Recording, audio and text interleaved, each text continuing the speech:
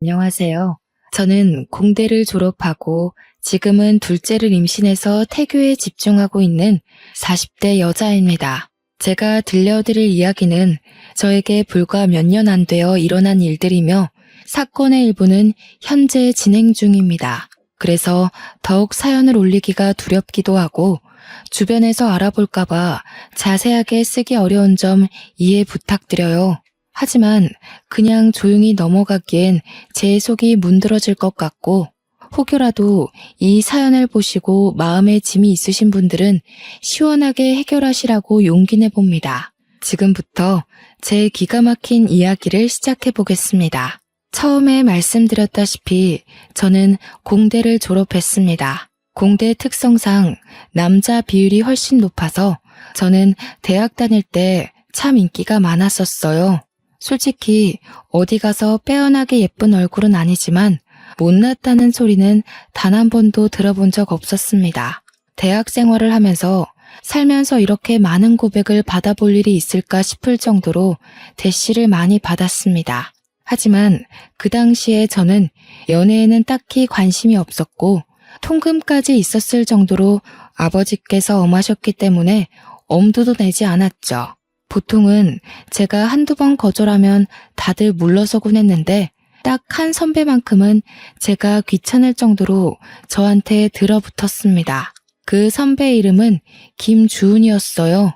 솔직히 성격이 별로 좋아 보이진 않아서 친하게 지내거나 그런 일은 없었던 선배였습니다. 생긴 건 그래도 잘생긴 편에 속하긴 하는데 은근히 느껴지는 약간 날라리의 기운이 있었다고 하시면 이해하기 쉬우실까요? 굳이 성격 이야기를 한 건 툭하면 후배들 불러다가 인사 안 한다고 기합 같은 걸 주기도 하고 억지로 동기들에게 술을 먹이기도 하고 그랬어요. 그래서 참 사람이 덜 됐구나 하고 생각했었는데 싸움도 꽤 잘하는지 다른 선배들도 주은 선배한테는 함부로 못하더라고요. 저는 성인이 되어서까지 힘자랑을 하는 그 사람이 그렇게 좋아 보이지 않았습니다. 당연히 고백도 거절했고요. 하지만 그럴수록 저한테 더 다가오려고 하더라고요. 공강인데도 굳이 저를 보려고 학교에 찾아와서 학식을 같이 먹자고 한다거나 아니면 저는 카페인을 마시면 밤에 잠을 못 자서 코코아도 입에 안 대는 사람인데 아메리카노를 불쑥 내민다거나 정말 제가 기함을 토했던 것은 제가 집에 갈 때 몰래 쫓아와서 저희 집 앞에서 서성이고 있는 걸 저희 아버지께서 보시고는 강도인 줄 알고 경찰에 신고를 했던 사건 때문이었어요. 경찰서에 가서 저한테 강도 아니라고 학교 선배라고 설명해달라고 빌고 저희 아버지는 학교 선배가 왜 집 앞에서 서성이냐고 스토커 아니냐고 소리 지르고 한동안 과에 소문이라도 날까 쪽팔렸는지 수업도 안 나오더라고요. 저는 결국 주은 선배에게 딱 잘라서 너무나도 불편하다고 이야기했고 저의 정색이 조금 멋쩍었는지 주은 선배도 제게 사과했고요. 제가 싫다고 몇 번이나 말했는데 선배가 자꾸 이런 식으로 행동하니까 소문도 이상하게 나고 따돌림도 당하고 왜 제 입장은 하나도 생각 안 해요? 선배가 그런 식으로 행동하니까 제가 더 선배를 싫어하는 거예요. 제가 죽었다 깨어나도 선배 같은 사람이랑은 사귈 생각 없고요. 선배랑 저랑은 아예 결이 다른 사람이라고요. 제 말에 충격이었는지 주은 선배는 기분 나쁘다는 표정을 지었고 뭐라고 더 말하려는데 저는 휙 돌아서 그 자리를 피했습니다. 그 뒤로 정말 마주칠 일 없게 수업을 잘 들었고 1학년을 마치고 종강 파티를 하게 되었어요. 솔직히 그 자리에 별로 가고 싶진 않았지만 선배들도 모두 빠지지 말고 참석하라고 몇 번이나 주의를 줬기에 어쩔 수 없이 갔습니다. 저는 평소에 술을 잘 먹지 않는 사람이에요. 아버지가 무섭기도 하고 술에 취해서 흐트러지는 모습을 남에게 보여주는 것도 매우 싫어하고요. 그래서 깔짝깔짝 마시는 척만 하고 있었는데 선배들이 집요하게 저를 물고 늘어지더라고요. 자리를 피하려고 잠시 화장실에 갔다 오니 잔이 가득 채워져 있었어요. 그러더니 주은 선배와 그 옆에 있던 무리들이 저한테 원샷을 하라고 강요하더라고요. 평소 같으면 주은 선배가 제 편을 들어줬던지라 마시지 않아도 되었지만 선배까지 합세해서 마시라고 다들 저만 바라보고 있으니 안 마실 수가 없었어요. 결국 벌컥벌컥 원샷을 했고 제가 그렇게 주량이 약한 사람도 아니고 평범하게 소주 반병까지는 마실 수 있는데도 맥주 한 잔에 넉다운이 되어버렸습니다. 기억이 하나도 없어요. 정말 드문드문 나는 기억도 하나 없이 그대로 필름이 끊겼고 눈을 떠보니 처음 보는 이상한 무늬의 천장이 보였습니다. 속이 울렁울렁하고 토할 것 같아서 화장실에 가려고 이불을 걷었는데 적나라한 제 몸이 그대로 보였습니다. 거기다가 이불 너머로 보이는 남자의 팔에 저를 소리를 꽥 지르고 말았죠. 주은 선배였어요. 제가 꽥 지른 소리에 잠이 깼는지 저한테 벌레라도 봤냐고 하더라고요. 선배, 이게 어떻게 된 거예요? 왜 선배랑 제가 어딘지 모르는 방 안에 있어요? 여기 어디예요? 어디긴 어디야, 모텔이지. 어제 술 먹고 집에 못 가겠다고 나한테 여기 들어와서 쉬자며. 제가 그랬다고요? 기억이 하나도 안 나요. 선배가 절 어떻게 한 거 아니에요? 나를 왜 그런 이상한 범죄자로 몰아? 너 이러려고 나보고 모텔 가자고 한 거야? 와, 너 무섭네. 이런 식으로 한 건 했다 이거야 지금? 그게 다 무슨 소리예요? 네가 지금 나한테 덤터기 씌우잖아. 나는 네가 오자고 끌고 와서 온 거야. 마치 제가 선배를 끌고 왔다는 듯이 말하면서 기억이 안 난다는 저에게 발뺌하는 거냐고.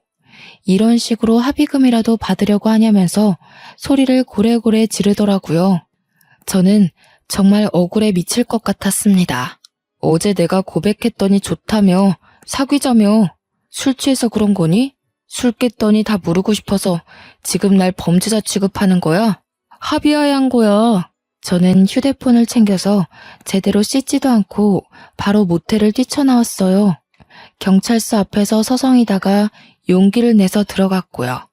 경찰관에게 아무래도 밤새 안 좋은 일을 당한 것 같으니 검사를 받고 싶다고 했고 산부인과에 가서 진단서를 끊어오라고 하더라고요. 밤새 집에도 들어오지 않고 연락도 되지 않는 딸을 찾는 아버지께서 계속해서 전화를 걸어왔지만 그게 문제가 아니었기 때문에 병원으로 갔습니다. 하지만 아주 청천벽력 같은 소리를 들었어요. 제가 반항을 한 흔적이 어디에도 남아있지 않다는 거예요. 동행한 여성 경찰관님께서 증거 없이 기억도 없이 신고를 하게 되면 무고죄가 성립될 수 있으니 다시 한번 생각해보라고 했습니다. 저는 망연자실한 상태로 집으로 돌아왔고 아주 호되게 혼이 났습니다. 그렇게 다음 학기를 기다리며 겨울방학을 보내고 있는데 정말 하늘도 무심하시지 생리가 끊긴 거예요. 저는 벌벌 떨면서 임신 테스트기를 했고 정확하게 두 줄이 뜨는 걸 보고 기절할 뻔했습니다. 저는 가족들에게 알리지 않고 주은 선배에게 먼저 연락을 했어요. 선배, 저 좀 만나요. 그래, 우리 만나서 오해를 좀 풀자. 저는 주은 선배를 동네 카페에서 기다렸고 30분이 지나서야 헐레벌떡 선배가 도착했습니다. 저의 얼굴이 어두워졌는지 무슨 일 있느냐고 물어보더라고요. 선배, 저 임신했어요. 하지만 이제 겨우 20살이고 아직 학교도 1년밖에 다니지 못했어요. 그러니까 애를 지워야 해요. 도와주세요. 그게 무슨 말도 안 되는 소리야. 내가 책임질게. 현실적으로 생각해요. 지금 우리 대학생이라고요. 그게 무슨 문제야. 나는 군대도 다녀왔고 이제 1년만 더 학교를 다니면 졸업이야. 너 출산할 때쯤엔 나도 취업을 할 수 있어. 그러니까 우리 결혼하자. 저는 이 사람을 믿고 결혼해야겠다는 생각이 전혀 들지 않았어요. 무조건 책임질 수 있다, 먹여 살리겠다, 호언장담하는 선배가 답답할 뿐이었죠.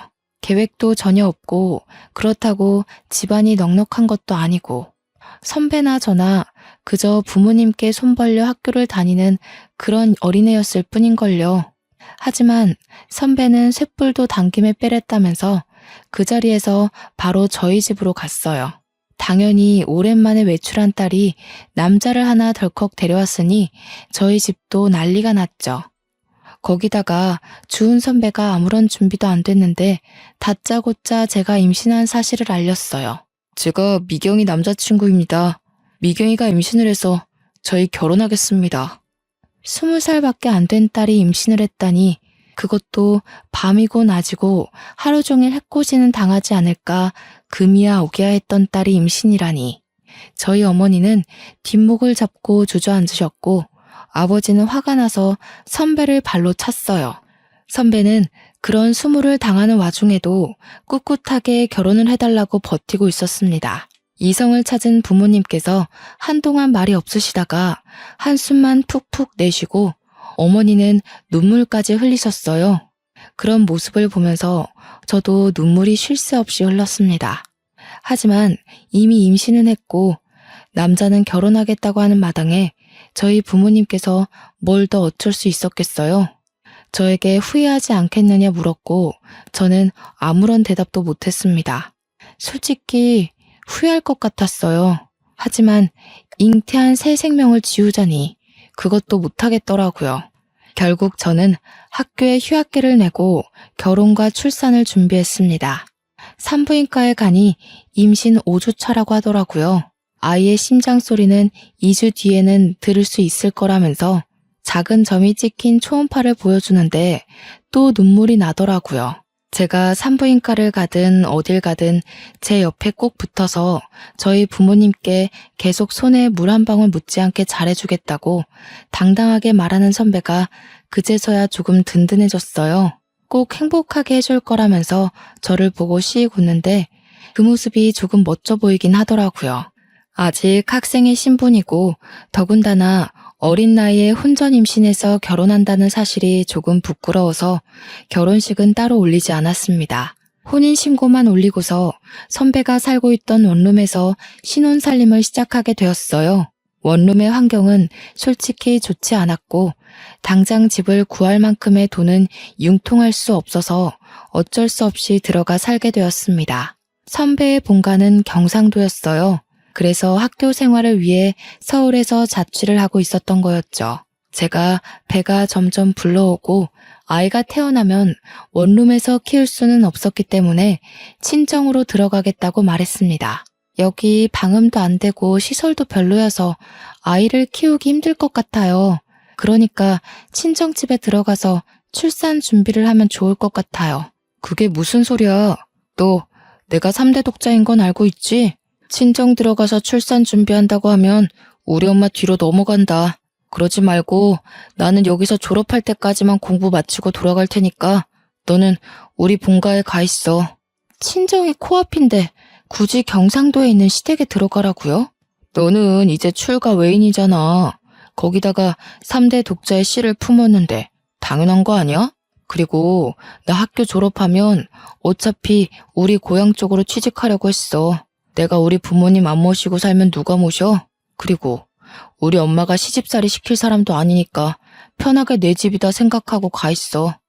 저는 정말 내키지 않았지만 이미 시댁과도 말이 다 끝난 상태였는지 시어머니께서 제게 연락이 왔어요. 아가 언제 오니? 미리 집도 다 정리해 두었단다.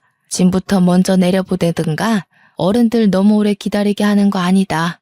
저는 그 말에 어쩔 수 없이 친정의 좋은 말로 포장해서 경상도에 홀로 내려가게 되었습니다. 만삭의 몸을 하고 내려가니 처음에는 너무나도 잘해주셨어요. 여기가 천국이다 싶을 정도로 먹고 싶은 거 다 해주시고 어머님이 식당을 운영하셔서 그런지 정말 손맛이 좋았습니다. 저는 오길 잘했다 할 정도로 편안하게 지내다가 무사히 출산을 했고 조리원까지 잘 갔다가 왔습니다. 저희 부모님께서도 그 사이에 2번 다녀가셨고요. 떡두꺼비 같은 아들을 낳아오자 시댁에서는 경사가 따로 없다면서 잔치까지 열어주셨어요. 출산하느라 고생했다면서 값비싼 가방도 하나 사주셨고요. 저는 처음이 조금 어긋나긴 했지만 결과적으로는 아주 좋은 집안에 시집왔다고 생각했습니다.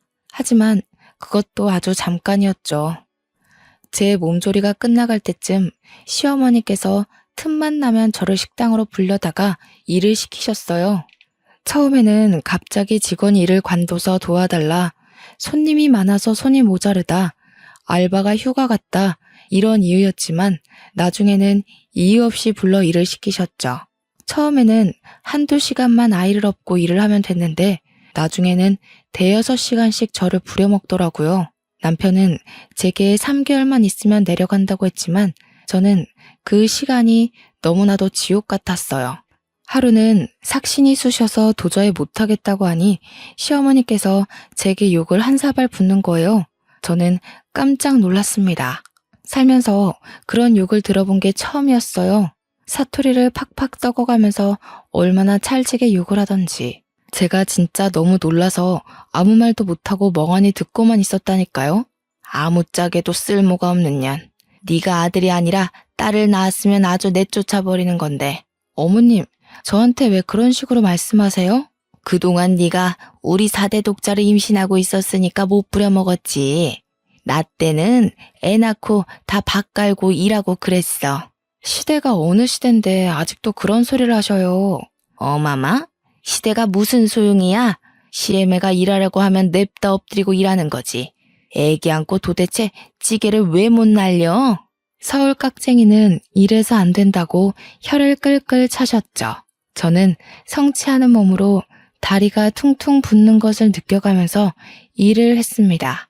조금만 버티라던 남편은 주말에 내려오지도 않았어요. 저는 학교 선배들과 동기들에게 잘 지냈느냐면서 안부 연락을 하면서 혹시 주은 선배는 학교 생활 잘하느냐고 물어봤죠. 학교 사람들은 제가 남편과 결혼해서 아이를 낳는다는 사실을 아예 모르고 있을 거라 생각했어요. 제가 아무에게도 말 안 했거든요. 주은 선배? 선배야 뭐 늘 잘 있지. 맨날 술 먹고 놀러 다니고.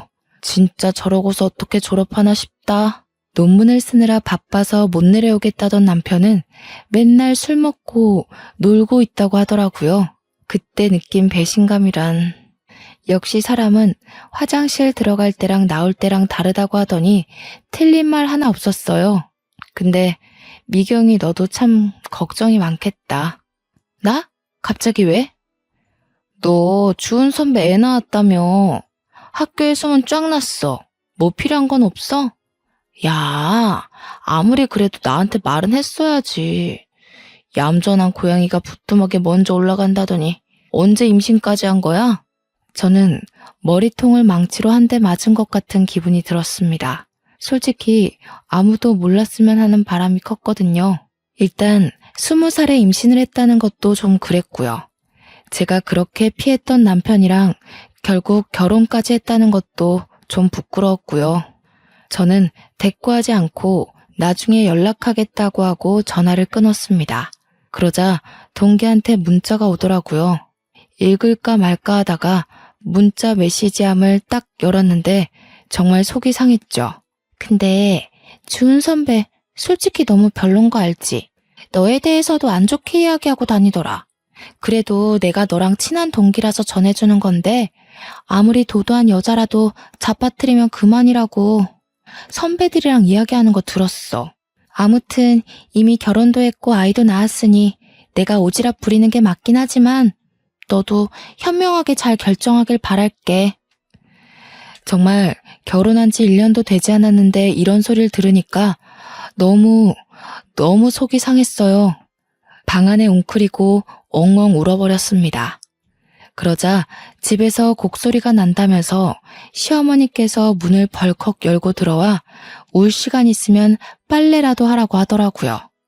정말 도망치고 싶었습니다. 바로 남편에게 전화를 걸었습니다. 학교에서 도대체 무슨 말을 하고 다니는 거예요? 무슨 소리야. 내가 무슨 소리를 뭐라고 다녔는데. 논문 쓰느라 바빠. 어제도 술 먹고 놀았다면서요. 내가 다 들었어요. 너 동기들 시켜서 나 감시하고 다니니? 진짜 무섭다. 감시라뇨? 동기들이 나한테 현명한 선택을 하래요. 나에 대해서 안 좋게 말하고 다닌다면서요. 아무리 도도해봤자 잡아뜨리면 그만이라고 그렇게 말하고 다닌다면서요. 와, 어떤 새끼가 바로 일렀지? 야, 어차피 너 내 애도 낳았고 우리 혼인신고도 해서 정식 부부잖아. 이제 와서 네가 할 수 있는 현명한 선택이 뭔데? 우리 엄마가 전화해서 그러더라. 너 요즘 몸 아프다고 식당 일도 안 돕는다며? 자고로 시집 왔으면 시댁 살림에 제대로 신경 쓰고 살아야지. 가서 식당 일도 척척 도와드리고 빨래랑 설거지도 좀 하고. 그래야 이쁨을 받을 거 아냐. 네가 나한테 시집 와서 잘한 게 뭐가 있어? 아들 낳은 거? 그것도 내 씨가 좋은 거지. 네가 잘한 게 아니라. 맞지? 저는 남편과 통화가 끝나자마자 친정아버지께 전화를 걸었어요. 오랜만에 딸에게 전화가 와서 신나게 전화를 받으신 아버지께서 딸이 엉엉 울고 있으니 무슨 일이냐며 당장 말하라고 하시더라고요. 지금 남편이 제게 한 말, 시어머니께서 제게 한 행동을 모조리 다 일렀습니다. 아버지는 짐부터 싸놓고 기다리라고 하셨어요. 당장 내려가겠다면서 저를 끌고 갈 테니 4시간 정도 걸릴 거라고 어머니와 함께 가겠다고 하시더라고요. 저는 울면서 빨리 와달라고 했고 전화를 끊자마자 재빨리 짐을 챙겼습니다. 아이가 먹을 분유와 우유병, 기저귀도 넉넉하게 챙기고 방 안에서 꼼짝 않고 아버지를 기다렸어요. 4시간하고도 30분이 더 지나자 밖이 소란스러웠고 저희 부모님께서 도착하셨다는 걸 알게 되었습니다. 저는 황급히 뛰쳐나가 아이부터 어머니께 안겨드렸어요. 시어머니는 이게 다 무슨 일이냐면서 어이없어 하셨고요.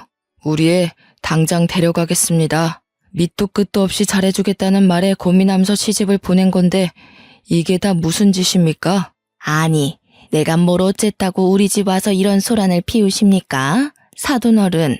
사돈이라고 하지도 마시오. 우리 귀한 딸 데려다가 밭일이 뭐 어쩌고 어째요? 거기다가 식당 일까지 하라 그랬다고요? 욕도 하고.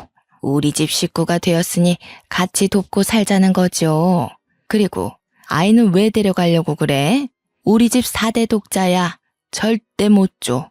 애가 물건입니까? 주고 말고 하게. 애는 엄마랑 있어야죠. 아버지는 시어머니의 팔을 확 뿌리치고는 가방을 챙겨서 저와 아이를 차에 태우셨습니다. 시어머니는 당연히 난리가 났죠. 당장 내 손주 내놔라 하면서 소리를 쳤지만 아버지는 차 문을 잠가버리시고는 집으로 출발하셨습니다. 저는 아버지 차 안에서 정말 꿀잠을 잤어요.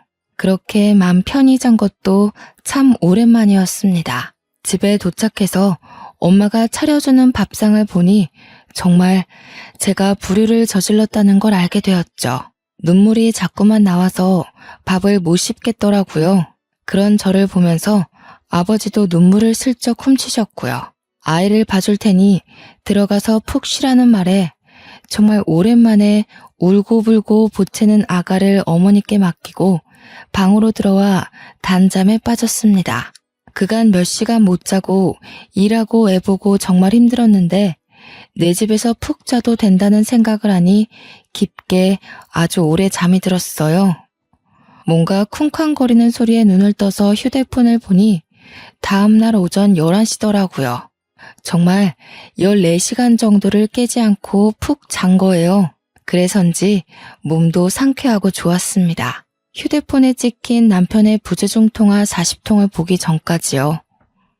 소란스러움에 후다닥 거실에 나가보니 시어머니께서 짐을 바리바리 싸들고 거실에 앉아 계셨어요. 아버지와 어머니는 화가 잔뜩 나 있었고요. 저를 보자마자 시어머니께서 아주 불쾌하다는 듯 말씀하셨습니다. 우리 집 4대 독자를 데려가고도 무사할 것 같니? 나도 여기서 좀 지내겠다. 식당도 문 닫고 왔으니 아주 시간 많아. 당장 내 손주 안 내놓을 거면 나도 너네 친정에서 너희 엄마 밥 먹으면서 편하게 좀 쉬자. 이게 무슨 몰상식한 짓이에요? 내가 가방끈이 좀 짧아요. 배운 게 없어. 어릴 때부터 식당 일 하느라 못 배웠거든. 그러니까 내 손주 내놓으시던가 아니면 나도 여기서 살 거니까 그런 줄 아쇼. 저는 정말 애를 줘버리고 싶었지만 저 똘망똘망한 눈으로 우리 어머니의 품속에 폭 안긴 아가를 보면 차마 그럴 수 없었습니다. 저는 어쩔 수 없이 남편에게 전화를 걸었어요. 남편도 이 사정을 모두 알고 있는지 전화를 받자마자 저한테 쏘아대더라고요. 그러게 왜 생각 없이 짐을 싸서 그렇게 나가고 그래? 어? 내가 오죽 힘들었으면 그랬겠어요? 나한테 손에 물 한 방울 안 묻히게 해준다면서요. 그땐 그때고 지금은 지금이지. 됐고 이렇게 된 거 우리 엄마 따끈한 밥상이나 잘 챙겨드려. 놓친네 경상도에서 버스 타고 올라오느라 아주 힘드셨을 텐데. 몸도 좀 주물러 드리고. 아버지는 제 전화를 뺏어서 남편에게 당장 친정으로 오라고, 오지 않으면 아주 큰일 나게 될 거라고 했습니다. 남편은 아버지껜 깨갱하고 알겠습니다 대꾸하고 바로 전화를 끊더라고요. 그리고 정말 30분 만에 쏜살같이 친정집에 왔어요. 당장 사돈 어른 모셔다 드리고 와. 그리고 나서 이야기하자. 어머, 제가 왜요? 며느리 고집 제대로 꺾어야지 아니면 못 갑니다. 어디 우리 손이 귀한 집안에 시집와서 아들을 낳아놓고 도망을 갑니까? 우리 손주는 절대 못 줍니다. 저 기집애가 고집 꺾을 때까지 내가 여기 단단히 버티고 있을 거예요. 누구 보고 기집애라고 하시는 거예요? 미경아, 그동안 이런 취급 받으면서 살았던 거니? 이런 취급은 아니었고요. 미경이가 계속 고집 부리니까 저희 어머니도 어쩔 수 없는 거죠.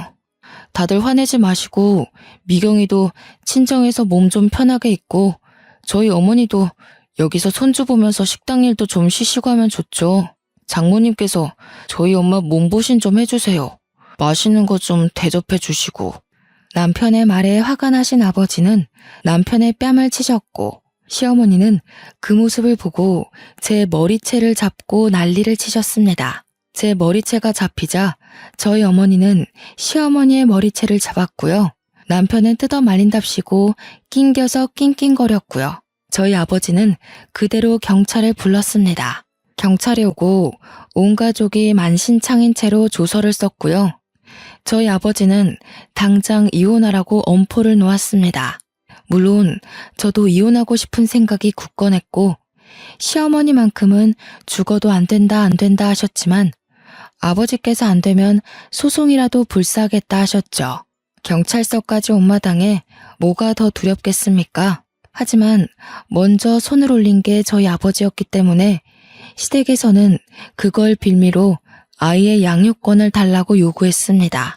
결국 합의 이혼으로 끝나지 않아서 소송을 걸게 되었고요. 아버지의 사건과는 별개로 이혼 소송이 진행되었고 당연히 친권, 양육권 모두 아이가 어려 저에게 오게 되었습니다. 저는 그렇게 지긋지긋한 2년을 보내고 화려한 돌싱이 되었습니다. 고작 2년밖에 지나지 않았다는 게 2년 동안 일어난 일이라는 게 놀라웠죠. 저는 당당하게 학교에 복학 신청을 냈습니다. 어차피 다 알려졌다고 해도 저만 당당하면 되는 거 아니겠어요? 이혼 소송에서도 승소했고요. 저는 지은 죄가 없기 때문에 더 당당할 수 있었어요.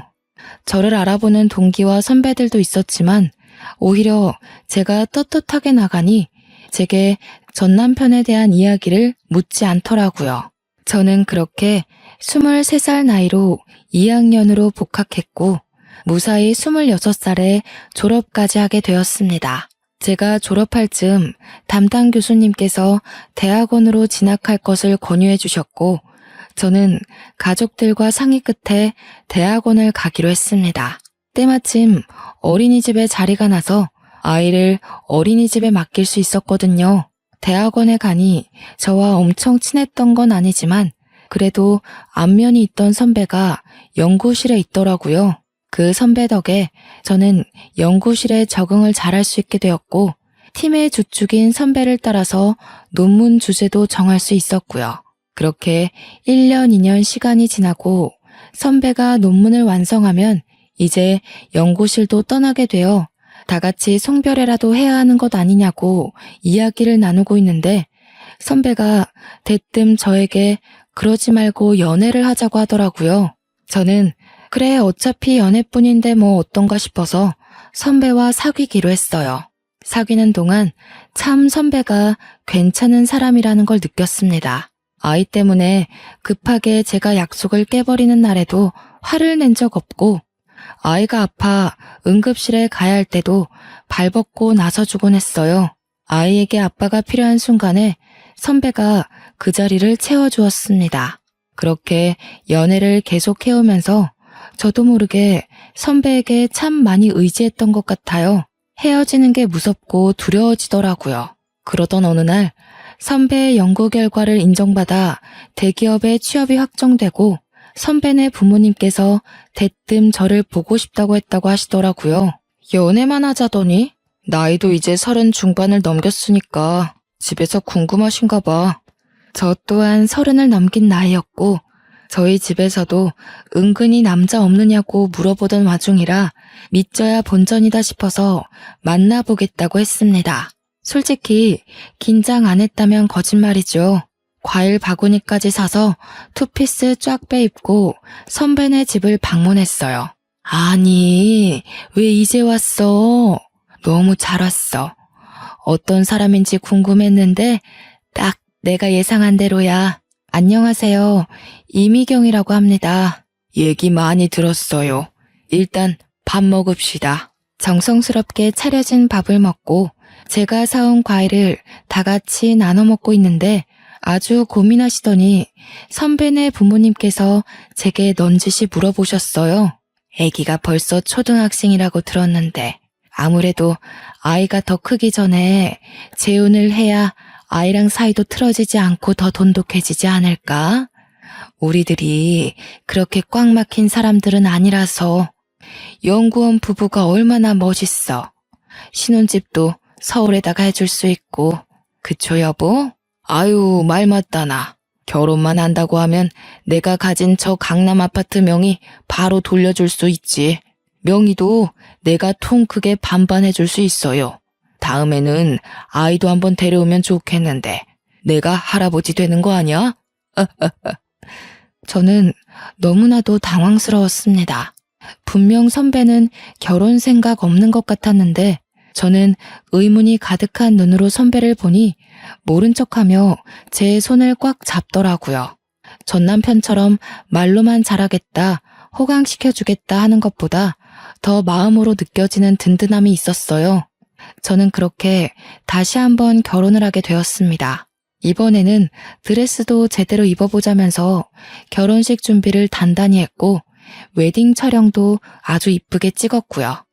소식을 들은 전 남편이 결혼식에 깽판 치러 오겠다면서 동기들에게 고래고래 선포를 했다고 하더라고요. 저는 솔직히 너무나도 겁이 났지만 대형 로펌을 운영하고 계신 시부모님께서는 걱정 말라고 변호사 부부의 무서움을 보여주겠다고 싱글벙글이시더라고요. 그렇게 결혼식 당일이 되었고 전 남편의 흔적은 찾아볼 수도 없었습니다. 선배와 저는 신혼여행을 가고 나서야 진짜로 전 남편이 결혼식장에 왔었다는 이야기를 들었어요. 동기가 전해주더라고요. 아니, 나는 진짜 그런 뻔뻔한 인간 처음 봤다. 그 인간 학점 말아먹고 결국 취직 안 돼서 아직도 백수로 산다고 하던데 거기다가 결혼식 와서는 깽판을 논내만에 하더니 갑자기 저승사자라도 본 듯 헐레벌떡 도망치더라. 어이가 없었어. 아무튼 결혼 축하해. 저는 신혼여행을 다녀와서 남편과 아이와 함께 셋이 깨볶는 신혼을 보냈어요. 혹여라도 둘만의 시간이 필요할까 시부모님께서는 저희 아이를 데리고 놀러도 다녀오시고 로펌에 초대해서 구경도 시켜주시고 정말 너무 감사하게 아낌없이 사랑을 주셨습니다. 하루는 급하게 시아버지께서 서류가 필요하다고 로펌에 좀 가져다 달라고 하셨어요. 너무 미안해하면서 말씀하시길래 괜찮다고 서류를 확인하고 바로 로펌으로 달려갔습니다. 아버님의 사무실 문을 딱 여는데 웬 모자가 무릎을 꿇고 빌고 있더라고요. 그 뒷모습이 익숙해서 누구지 하는 와중에 아버님께서 저를 부르셨습니다. 우리 며느리 왔어. 서류는 여기다가 주고 잠시 게스트룸에 기다려줄 수 있겠니? 정 변호사, 경비원 불러서 이분들 좀 밖으로 모셔다 드리게나. 여기서 와 이러셔도 아무 소용 없습니다. 저희 의뢰인께서는 강경하시고 소송을 취하할 생각 없으십니다. 제발 한 번만 살려주세요. 제가 여기서 이런 소송에 휘말리게 되면. 저는 그 익숙한 소리에 남자의 얼굴을 들여다보니 전 남편이지 뭐예요. 옆에 무릎을 같이 꿇고 있었던 건 전 시어머니였습니다. 아니, 네가 여기 어떻게... 예, 잘됐다. 우리 아들 좀 살려주라. 네가 여기 변호사님이랑 잘 아는 사이니? 응? 저희 며느리입니다만. 어떻게 아는 사이니? 예전에 말씀드렸던 제 전남편이에요. 결국은 무슨 죄를 지었는지는 몰라도 여기서 이렇게 만나게 되네. 다 오해란다. 우리 아들 착한 앤 거 너도 잘 알잖니. 억울하게 누명을 써서 뭐 술잔에 수면제를 타서 나쁜 짓 하고 그러래 아닌 거 너도 잘 알지? 어떤 몹쓸 꽃뱀이 우리 아들 가지고 한탕하려고 그런 누명을 씌워서 고소를 했지 뭐냐. 술에 수면제를 탔다고요? 그래. 수면제를 타서 잠이 들게 해가지고 기억이 없다면서 우리 아들을 글쎄 입에도 담기도 힘든 그런 일로 고소를 했어. 저는 그제서야 제가 당했던 지난 일들이 떠올랐어요. 종강 파티를 갔다가 맥주 한 잔에 기억을 잃고 모텔에서 눈을 떴던 일, 그로 인해 임신해서 지옥 같은 시집살이를 당했던 일 모조리 말이에요. 김준, 너 나한테도 그렇게 한 거야? 전 남편은 아무런 말도 않고 고개를 숙이고 있었고 저는 눈물이 팍 터져나왔죠. 벌벌 떠는 저 모습이 진실이라는 걸 대신 말해주는 게 아니겠어요? 시아버지께서는 이 이야기를 듣고 대충 눈치를 채셨는지 아주 화가 잔뜩 나셨습니다. 이런 몹쓸, 증거도 지금 확실한 거 아시죠? 술집 가게 CCTV에 수면제를 탄 장면이 찍혀있단 말입니다. 다 오해라니까요. 오해가 아니라고요. 나한테도 그랬단 말이에요. 나는 저 사람 말만 믿고 내가 술에 취해 기억을 못하는 거라고 나 스스로를 자책했어요. 내가 우리 부모님 가슴에 대못을 박았다고 아프다고 말도 못하고 당신의 모진 시집살이를 견뎌내면서 살았다고. 아니 얘가 이제 와서 왜 다 우리 아들 탓이야? 당신 아들 탓을 한다고? 아들을 도대체 어떻게 키웠길래 저렇게 뻔뻔하게 범죄를 일으키고도 여기 와서 사죄를 해? 피해자한테는 사과했어 당신? 피해자한테 진심으로 사과했냐고. 나한테도 가스라이팅 해놓고 그랬을 리 없지. 너는 아주 콩밥 제대로 먹어봐. 제 눈치를 보면서 이러지도 못하고 저러지도 못하는 전 남편을 보고 저는 확신을 했고 경비원에게 끌려나가는 두 사람을 보면서 복수를 결심했습니다. 저는 시아버지에게 수치스럽지만 제가 당했던 일을 낱낱이 고했고 그간 전 남편과 같이 어울렸던 동기 선배들에게 연락을 돌려 증언을 얻어냈습니다. 이런 일이 한두 번이 아니었고 죄책감을 느끼고 있던 전 남편 친구도 있더라고요. 그래서 모든 증언을 한 곳에 모아서 결국 법정에서 증거로 제출했고 받아들여졌습니다. 당연히 전 남편은 징역 5년을 선고받았고 그 이후에 전 시댁에서 찾아와 저에게 엎드려 빌고 시부모님에게 사정사정했지만 얄짤없었죠. 이 일을 계기로 저희 아들에게도 접근할 수 없도록 접근 금지 명령도 내렸습니다. 이게 다 법조인인 시부모님 덕분에 일사천리로 진행될 수 있었죠. 아직 위자료 관련한 부분에 있어서 법원 판결이 나지 않아 기다리고 있는 중입니다. 기다리는 와중에 정말 너무나도 감사하게 저희 부부에게 둘째가 찾아왔어요. 당연히 저희 시댁에서는 경사가 났다면서 제가 침대 밖으로 나올 수도 없게 극진히 대접해주고 계시고 이런 시댁의 사랑을 받는 모습을 보고 저희 친정 부모님도 좋아하시고요. 양가가 서로 친하게 지내면서 서로를 생각해주는 모습이 딱 제가 원하던 이상적인 부부의 모습이었답니다. 저는 이 행복을 가지고 앞으로 마무리해야 할 전 남편과의 소송을 잘 이겨내 보려고 합니다. 아마 든든한 저희 시부모님 덕분에 소송에서 지게 될 일은 단 1%도 없지만 그래도 끝까지 아주 나락으로 보내버릴 예정입니다. 5년형을 받고도 반성을 하고 있는지 어쩐지 전 시어머니께서 매번 그렇게 면회를 간다고 하시더라고요. 둘이 아주 부둥켜 안지만 않았지 울고불고 한다고 하던데. 남의 눈에서 눈물을 그렇게 뽑아댔으니 지들 눈에서는 피눈물 흘려야죠. 저도 마음 아주 단단히 먹고 이겨낼 겁니다. 도와주는 가족들이 옆에 있으니까요. 지금까지 제 이야기를 들어주셔서 너무나도 감사합니다.